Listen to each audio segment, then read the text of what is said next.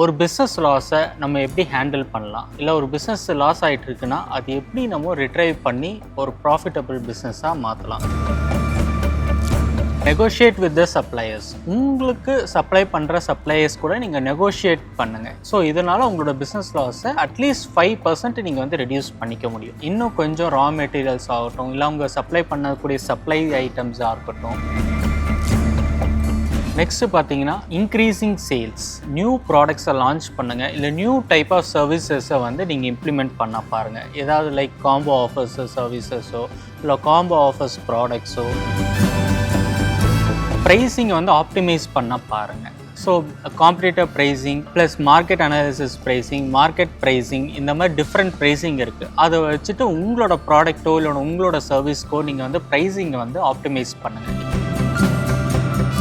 Next வந்து பார்த்தீங்கன்னா உங்களோட பிஸ்னஸ் லாஸ் ஆகாமல் இருக்கிறதுக்கும் ப்ளஸ் உங்களோட பிஸ்னஸை லாஸ் ஆனால் ரீகவர் பண்ணுறதுக்கும் எமர்ஜென்சி ஃபண்ட். இந்த எமர்ஜென்சி ஃபண்டு வந்து ரொம்ப ரொம்ப இம்பார்ட்டன்ட். ஹலோ ஆல், அனைவருக்கும் வணக்கம். நம்ம நிறையா விஷயங்கள் பிஸ்னஸை பற்றி பார்த்துட்டு வந்திருப்போம். அந்த வகையில் இன்றைக்கி ஒரு பிஸ்னஸ் லாஸை நம்ம எப்படி ஹேண்டில் பண்ணலாம், இல்லை ஒரு பிஸ்னஸ் லாஸ் ஆகிட்டு இருக்குன்னா அது எப்படி நம்ம ரிட்ரைவ் பண்ணி ஒரு ப்ராஃபிட்டபிள் பிஸ்னஸாக மாற்றலாம், அதுதான் நம்ம இன்றைக்கி பார்க்க போகிறோம். இப்போ இந்த பிஸ்னஸ் லாஸை நம்ம எப்படி வந்து ரிட்ரைவ் பண்ணலாங்கிறத ஸ்டெப் பை ஸ்டெப்பாக நான் உங்களுக்கு சொல்லிட்டு வரேன். இதை நீங்கள் ஒன் பை ஒன்னாக ரிவ்யூ பண்ணிட்டு வந்தாலே உங்களோட பிஸ்னஸ் லாஸை மினிமைஸ் பண்ணி ப்ராஃபிட்டை நீங்கள் கொண்டு வரலாம். ஃபஸ்ட்டு வந்து அனலைஸ் த சிச்சுவேஷன். ஃபஸ்ட்டு வந்துட்டு உங்களோட பிஸ்னஸை எதனால லாஸ் ஆகுதுங்கிற அந்த ரூட் காஸை கண்டிப்பாக நீங்கள் கண்டுபிடிக்கணும். இந்த ரூட் காஸை வச்சு தான் உங்களோட பிஸ்னஸை வந்து நீங்கள் லாஸ் ஆகிறத வந்து ஸ்டாப்பே பண்ண முடியும்.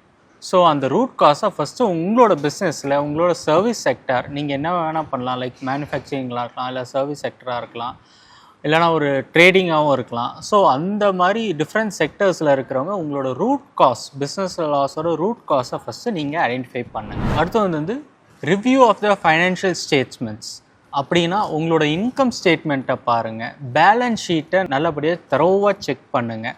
அதே மாதிரி உங்களோட ஃபைனான்ஷியல் லாஸை பின் பாயிண்ட் பண்ணி அந்த ஃபைனான்ஷியல் ஸ்டேட்மெண்ட்டில் செக் பண்ணுங்கள். நெக்ஸ்ட்டு பார்த்தீங்கன்னா கண்டக்ட் அ ஸ்வாட் அனாலிசிஸ். அதாவது ஒரு ஸ்வாட் அனாலிசிஸ் தரோவாக உங்கள் பிஸ்னஸில் பண்ணுங்கள். ஸ்வாட் அனாலிசிஸ்னால் strength, weakness, opportunity and threads.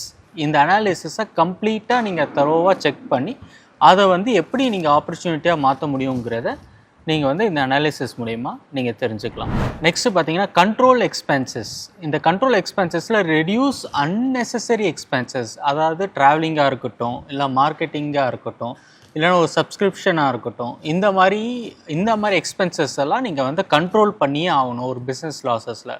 So business loss எடுத்தோடனே நம்ம ப்ராஃபிட்டை கொண்டு வரது வந்து நம்ம வந்து சேல்ஸை இம்ப்ரூவ்மெண்ட் பண்ணுறத விட அன்னெசசரி எக்ஸ்பென்சஸை நம்ம கண்ட்ரோல் பண்ணியே ஆகும். அடுத்து பார்த்தீங்கன்னா நெகோஷியேட் வித் த சப்ளையர்ஸ். உங்களுக்கு சப்ளை பண்ணுற சப்ளையர்ஸ் கூட நீங்கள் நெகோஷியேட் பண்ணுங்கள். இன்னும் கொஞ்சம் ரா மெட்டீரியல்ஸ் ஆகட்டும், இல்லை அவங்க சப்ளை பண்ணக்கூடிய சப்ளை ஐட்டம்ஸாக இருக்கட்டும், இல்லைனா உங்கள் கூட டீல் பண்ணக்கூடிய ட்ரேடர்ஸோ இல்லை சர்வீஸ் செக்டர்ஸ் இருக்கக்கூடிய அவங்ககிட்ட நெகோஷியேட் பண்ணுங்கள். இன்னும் கொஞ்சம் நமக்கு ஏதாவது கம்மியான எக்கனாமிக்கான ரேட்ஸ் நமக்கு அவைலபிளாக இருக்குமாங்கிறத அவங்கக்கிட்ட நெகோஷியேட் பண்ணுங்கள். ஸோ இதனால் உங்களோட பிஸ்னஸ் லாஸை அட்லீஸ்ட் 5% நீங்கள் வந்து ரெடியூஸ் பண்ணிக்க முடியும். நெக்ஸ்ட்டு பார்த்தீங்கன்னா இம்ப்ரூவ் எஃபிஷியன்சி. ஆல்ரெடி நீங்கள் ஒர்க் பண்ணிகிட்டு இருக்க உங்களோட ஃப்ளோரில் வந்துட்டு எஃபிஷியன்சியை இன்க்ரீஸ் பண்ணுங்கள். இருக்கிற டைமிங்லையோ இல்லை இருக்கிற மெட்டீரியல்ஸ் வச்சோ வேஸ்டேஜ் ஆகாமல் அதோட எஃபிஷியன்சியை இன்க்ரீஸ் பண்ணுங்கள். இப்போ நார்மலாக வந்துட்டு ஒரு டைமிங் வந்து ஒரு 9 to 5 தான் இருக்குது. அந்த 9 to 5ல் 2 hours வந்து நார்மலாக ரெஸ்ட் பீரியட் இல்லாமல் இல்லை 2 hours எந்த ஒர்க்கும் பண்ணாமல் உங்கள் ஸ்டாஃப் இருந்தாங்கன்னா அந்த 2 hours அவங்களுக்கு ஏதாவது ஒர்க் கொடுத்து இம்ப்ளிமெண்ட் பண்ணுங்கள். அது அந்த எஃபிஷியன்சி மூலியமாக தான் நீங்கள் திருப்பி அவங்க அவுட்புட் உங்களால் கொண்டு வர முடியும். அந்த எஃபிஷியன்சி மூலியமாக நீங்கள் வந்து இன்னும் கொஞ்சம் ப்ராஃபிட் அடைய முடியும். So improve the efficiency of the floor. உங்களோட ஆக்டிவிட்டீஸாக இருக்கட்டும், உங்களோட சர்வீஸ் செக்டராக இருக்கட்டும், குறிப்பிட்ட டைம் ஆகட்டும், இல்லைனா உங்களோட மெட்டீரியல் வந்து வேஸ்ட் பண்ணாமல் அது எப்படி எஃபிஷியண்ட்டாக நம்ம யூஸ் பண்ணலாங்கிறத அந்த எஃபிஷியன்சி மூலயமா நம்ம இம்ப்ரூவ்மெண்ட் பண்ணி காட்டணும். அடுத்து பார்த்தீங்கன்னா இம்ப்ளிமெண்ட் ஃபைனான்ஷியல் கண்ட்ரோல்ஸ். அதாவது எந்தெந்த விஷயத்துக்கெலாம் நீங்கள் வந்து எக்ஸ்பென்சஸ் பண்ணலாம், எதெல்லாம் நீங்கள் கண்ட்ரோல் பண்ணிக்கலாம் அப்படிங்கிற ஒரு தெளிவான உங்களுக்கு கண்ட்ரோல் இருக்கணும். அதே மாதிரி ஒரு எக்ஸ்பென்சஸும் நீங்கள் மானிட்டர் பண்ணிகிட்டே வரணும். ஸோ பை கன்சிஸ்டன்சி மானிட்டரிங் மூலயமா உங்களோட லாஸை வந்து நீங்கள் வந்து கட்டுப்படுத்திக்க முடியும், ப்ராஃபிட்டையும் இன்க்ரீஸ் பண்ணிக்க முடியும். நெக்ஸ்ட் பார்த்தீங்கன்னா இம்ப்ளிமெண்ட் கிளியர் பாலிசிஸ். அதாவது நீங்கள் வேலை செய்கிற இடத்துல இல்லைன்னா உங்களோட பிஸ்னஸில் கிளியர் பாலிசிஸை இம்ப்ளிமெண்ட் பண்ணுங்கள். அது இம்ப்ளிமெண்ட் பண்ணக்கூடிய ஒரு பிஸ்னஸ் ஸ்டாண்டர்டு வரும். அந்த ஸ்டாண்டர்டு மூலயமா உங்களோட லாஸை வந்து கண்ட்ரோல் பண்ணிக்க முடியும். சர்டைன் பாலிசிஸ் இம்ப்ளிமெண்ட் பண்ணுறனால நமக்கு என்ன ஆகும்னா, நமக்கே நம்மளோட பிஸ்னஸோட புரிதல் வந்து நமக்கு இன்னும் கொஞ்சம் அதிகமாகவும் இருக்கும். அந்த புரிதல் வர வர வர நமக்கு லாஸை வந்து கண்ட்ரோல் பண்ணிக்க முடியும். நெக்ஸ்ட்டு பார்த்தீங்கன்னா ரெடியூஸ் ஓவர் ஹெட்ஸ். அதாவது எங்கெல்லாம் ஓவர் ஹெட்ஸ் இருக்கோ அதெல்லாம் கட் பண்ணிகிட்டே வாங்க. இந்த ஓவர் ஹெட்ஸ் வந்து கட் பண்ண உங்களுக்கு என்ன ஆகும்னா, அன்னெசரி ஓவர் ஹெட்ஸை தான் கட் பண்ணணும். அந்த அன்னெசரி ஓவர் ஹெட்ஸை கட் பண்ணுறப்போ அதுவும் உங்களுக்கு ப்ராஃபிட்டாக மாறும். அது ப்ராஃபிட்டாக மாறப்போ லாஸ் ஆட்டோமேட்டிக்காக உங்களுக்கு குறையும். நெக்ஸ்ட்டு பார்த்தீங்கன்னா இன்க்ரீஸிங் சேல்ஸை வந்து இன்க்ரீஸ் பண்ணுங்கள். நியூ ப்ராடக்ட்ஸை லான்ச் பண்ணுங்கள். இல்லை நியூ டைப் ஆஃப் சர்வீசஸை வந்து நீங்கள் இம்ப்ளிமெண்ட் பண்ண பாருங்கள். ஏதாவது லைக் காம்போ ஆஃபர்ஸ் சர்வீசஸோ இல்லை காம்போ ஆஃபர்ஸ் ப்ராடக்ட்ஸோ இல்லை மார்க்கெட் ரிசர்ச் மூலிமா நியூ டைப்ஸ் ஆஃப் மார்க்கெட்டிங் அனாலிசிஸோ நியூ டைப் ஆஃப் மார்க்கெட்டிங் ஸ்ட்ராட்டஜியோ இம்ப்ளிமெண்ட் பண்ண ஆரம்பிங்க. இது இம்ப்ளிமெண்ட் பண்ணுறப்போ சேம் ப்ராடக்ட்ஸ் தான், but new method of sales வந்து நம்ம பண்ணுறப்போ என்ன ஆகும்னா ஆட்டோமேட்டிக்காக நமக்கு வந்து ப்ராஃபிட்டை வந்து இன்க்ரீஸ் ஆகும். நெக்ஸ்ட்டு பார்த்தீங்கன்னா ஆப்டிமைஸ் ப்ரைஸிங்கை வந்து ஆப்டிமைஸ் பண்ண பாருங்கள். So competitive pricing plus market analysis market pricing, இந்த மாதிரி டிஃப்ரெண்ட் ப்ரைஸிங் இருக்குது. அதை வச்சுட்டு உங்களோட ப்ராடக்ட்டோ இல்லை உங்களோட சர்வீஸ்க்கோ நீங்கள் வந்து ப்ரைஸிங்கை வந்து ஆப்டிமைஸ் பண்ணுங்கள். இந்த ப்ரைஸிங் ஆப்டிமைஸ் பண்ணுற மூலியமாக நீங்கள் வந்து கஸ்டமர்ஸும் லூஸ் பண்ணக்கூடாது, அட் த சேம் டைம் ப்ரைஸிங்கும் அஃபோர்டபுளாக இருக்கணும், உங்கள் ப்ராடக்ட்டும் ப்ராஃபிட்டபுளாக இருக்கணும். ஸோ இது எல்லாமே அனலைஸ் பண்ணி ஒரு ஆப்டிமைஸ் ப்ரைஸிங்காக நீங்கள் கொண்டு வந்துடுங்க. ஸோ அதனால் உங்களோட ப்ராஃபிட்டை வந்து இன்னும் கொஞ்சம் இன்க்ரீஸ் பண்ணிக்கலாம், பிஸ்னஸ் லாஸ் ஆகாமல். நெக்ஸ்ட்டு பார்த்தீங்கன்னா அசட் ஸ்ட்ரிப்பிங் அப்படிம்பாங்க. அதாவது நீங்கள் ஆல்ரெடி அசட் வச்சுருந்தீங்கன்னா, உங்கள் பிஸ்னஸுக்கு உள்ள அசட் இருக்குன்னா அது தேவையில்லாமல் உங்கள் இடத்துல இருந்தாலோ இல்லை தேவையில்லாமல் உங்கள் சர்வீஸ் செக்டரில் இருந்தாலோ அதை வந்து சேல் பண்ணி அது கேஷ் இன்ஃப்ளோவாக கொண்டு வாங்க.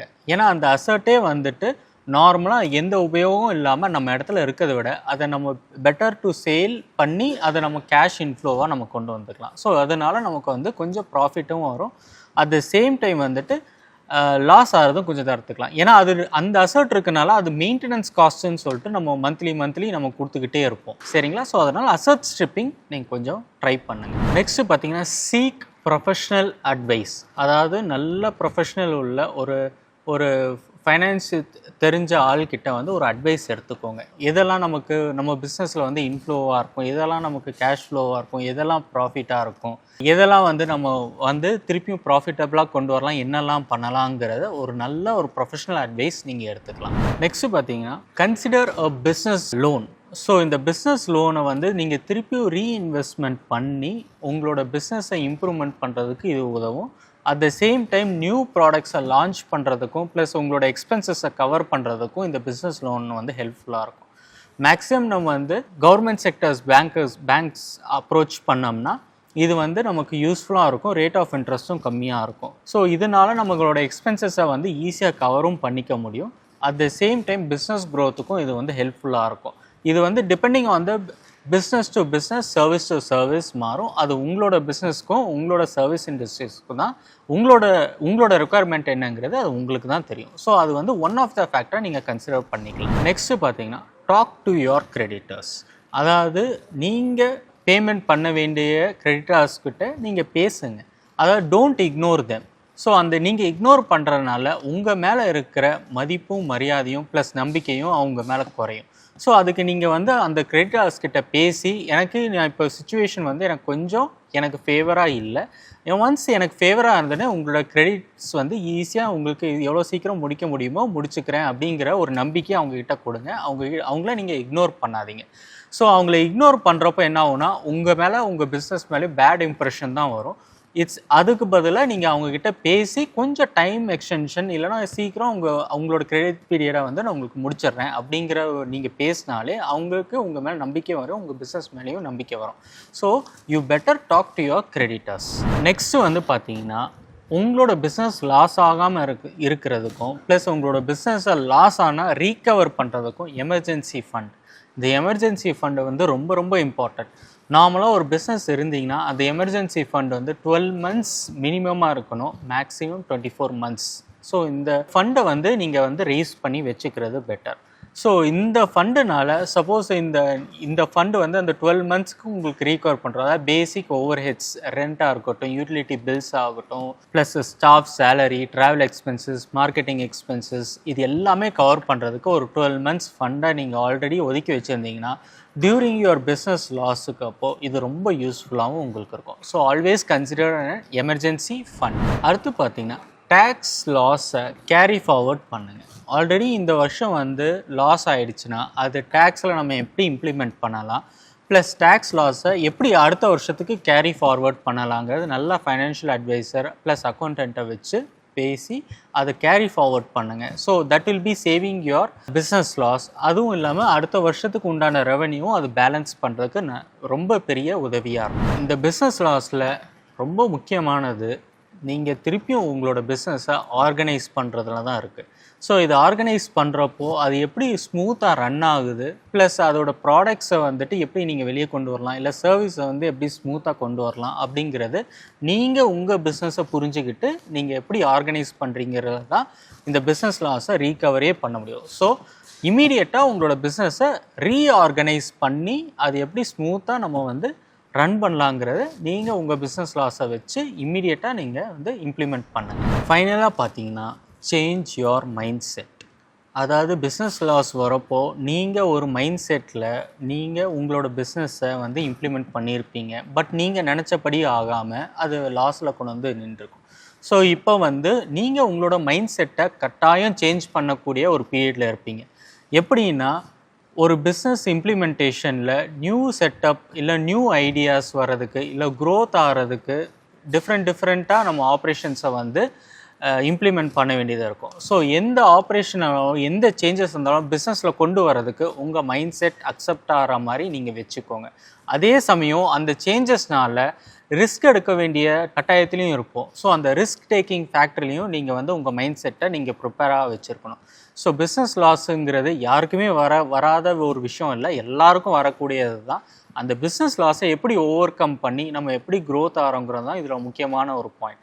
ஸோ நீங்கள் ஆல்ரெடி பிஸ்னஸ் லாஸாக இருந்தீங்கனாலும் பிஸ்னஸ் லாஸ் அடைஞ்சிட்டு இருந்தாலும் சரி, உங்கள் மைண்ட் செட் அதுக்கு தகுந்த மாதிரி ப்ரிப்பேர் பண்ணிவிட்டு எல்லா சேஞ்சஸும் அக்செப்ட் பண்ணிவிட்டு ரிஸ்க் எடுத்து திருப்பி உங்கள் பிஸ்னஸை பல மடங்கு நீங்கள் உயர்த்தணும்னு சொல்லிட்டு வாழ்த்துறேன். தேங்க்யூ. இந்த டாபிக்ஸ் எல்லாம் உங்களுக்கு பெனிஃபிஷியலாக இருக்கும்னு நான் நினைக்கிறேன், இந்த சேஞ்சஸ், இந்த டிப்ஸ் எல்லாமே. ஸோ இதை நீங்கள் இம்ப்ளிமெண்ட் பண்ணி பாருங்கள், திருப்பியும் ரிவ்யூ பண்ணி பாருங்கள், பார்த்துட்டு நீங்கள் வந்து உங்கள் பிஸ்னஸ்க்கு ஏற்ற மாதிரி நீங்கள் இம்ப்ளிமெண்ட் பண்ணுங்கள். தேங்க்யூ.